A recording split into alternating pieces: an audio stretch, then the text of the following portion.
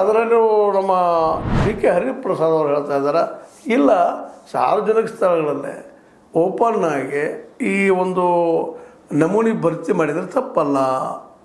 ಯಾಕಂತಂದ್ರೆ ಎಲ್ಲರಿಗೂ ಗೊತ್ತಿರ್ತದೆ ಅವ್ರ ಹೆಸರು ಏನು ತೊಂದರೆ ಏನು ತಪ್ಪೇನಾಗ್ತದೆ.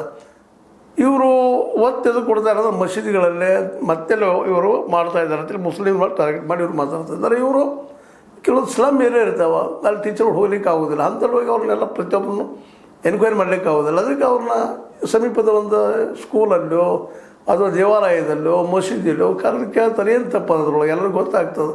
ಈಗ ಅವ್ರ ಮನೆಯಾಗ ಎಷ್ಟು ಜನ ಇದ್ದಾರೆ ಅನ್ನೋದು ಕ್ಲಿಯರ್ ಆಗ್ತದೆ, ಏನು ತಪ್ಪಿಲ್ಲ ಅಂತ ಡಿ ಕೆ ಹರಿಪ್ರಸಾದ್ ಅವರು ಹೇಳ್ತಾ ಇದ್ದಾರೆ. ಅಂದ್ರೆ ಅವ್ರ ದೃಷ್ಟಿಯಲ್ಲಿ ಅವರು ಇವ್ರ ದೃಷ್ಟಿಯಿಂದ ಇವರು ವಾದ ಮಾಡ್ತಾ ಇದ್ದಾರೆ. ಕರ್ನಾಟಕಕ್ಕೆ ಬಾಂಗ್ಲಾದೇಶಿಯರು ಬಂದಿದ್ದಾರೆ ಎಂದು ಕುಮಾರಸ್ವಾಮಿ ಪ್ರಹ್ಲಾದ್ ಜೋಶಿ ಹೇಳಿದ್ದಾರೆ. ಹಾಗಾದರೆ ಅವರು ಚುನಾವಣೆ ಗೆದ್ದಾಗ ಬಾಂಗ್ಲಾದೇಶಿಯರು ಇರಲ್ವೇ ಅಂಥೇಳಿ GC ಚಂದ್ರಶೇಖರ್ KPC ಕಾರ್ಯಾಧ್ಯಕ್ಷರು ಕೇಳ್ತಾ ಇದ್ದಾರೆ. ಯಾಕೆ ಹಿಂದೆ ಇವ್ರು ಗೆದ್ದಾಗ ಬಾಂಗ್ಲಾದೇಶರು ಓಟ್ ಹಾಕಿಲ್ಲ ಇವ್ರಿಗೆ ಅನ್ನುವಂಥ ಮಾತು. ಅಂದರೆ ಇಬ್ಬರಲ್ಲಿಯೂ ಒಂದೊಂದು ಏನದಪ್ಪ ಅಂತಂದ್ರೆ ತಮ್ಮದ ಸತ್ಯಪ್ಪ ತಮ್ಮದು ಆಗಲಿ ಅನ್ನುವಂಥ ವಾತಾವರಣದ. ಹೀಗಾಗಿ ಏನಪ್ಪ ಅಂತಂದ್ರೆ ಇದೆಲ್ಲನೂ ಈ ಸಂದರ್ಭದಲ್ಲೇ ಇದೆಲ್ಲನೂ ಇವತ್ತು ಗೊಂದಲ ನಡೆಸುವಂಥ ಪ್ರಸಂಗಗಳು ಹೆಚ್ಚಾಗ್ತಾ ಇದ್ದಾವೆ. ಆ ಕಾರಣಕ್ಕಾಗಿ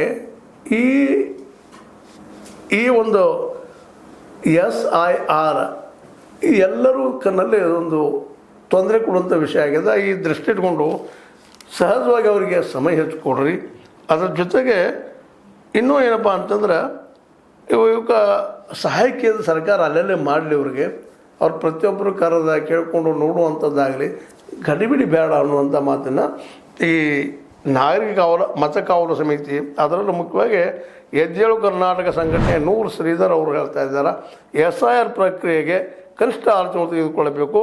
ದೋಷಪೂರಿತ ಲಾಜಿಕಲ್ ಡಿಸ್ಕ್ರಿಪ್ಷನ್ಸಿ ಸಾಫ್ಟ್ವೇರ್ ಬಳಸಬಾರದು.